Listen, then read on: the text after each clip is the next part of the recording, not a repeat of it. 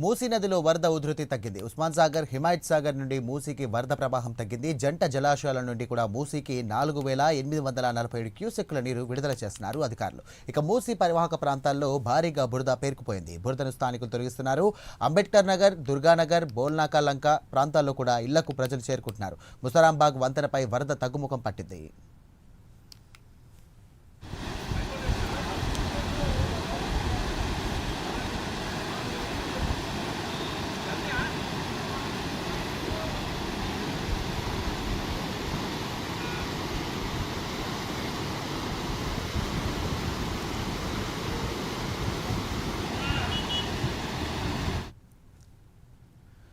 Breaking చూస్తున్న మూసీ నదిలో వరద ఉధృతి తగ్గింది. ఉస్మాన్ సాగర్, హిమాయత్ సాగర్ నుండి మూసీకి వరద ప్రవాహం తగ్గింది. జంట జలాశయాల నుండి కూడా మూసీకి 4847 క్యూసెక్కుల నీరు విడుదల చేస్తున్నారు అధికారులు. మూసీ పరివాహక ప్రాంతాల్లో భారీగా బురద పేరుకుపోయింది. బురదను స్థానికులు తొలగిస్తున్నారు. అంబేద్కర్ నగర్, దుర్గానగర్, బోల్నాకా లంక ప్రాంతాల్లో ఇళ్లకు ప్రజలు చేరుకుంటున్నారు.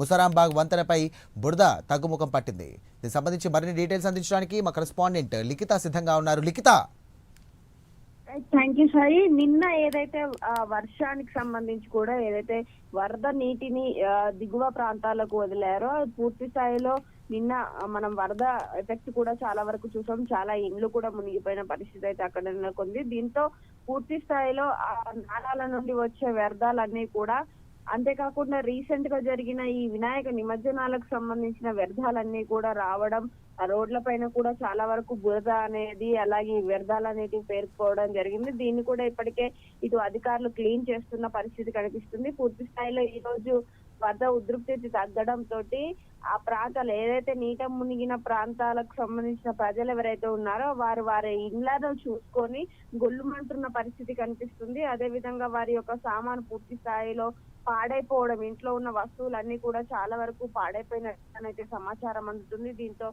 ఏం చెయ్యాలో ఇప్పుడు అర్థం కాని స్థితిలో వాళ్ళు పడ్డారు. అదే విధంగా ఇటు వరద విషయానికి చూసుకున్నట్లయితే ఏదైతే నీటి ప్రవాహం ప్రస్తుతానికైతే కొంతవరకు తగ్గింది.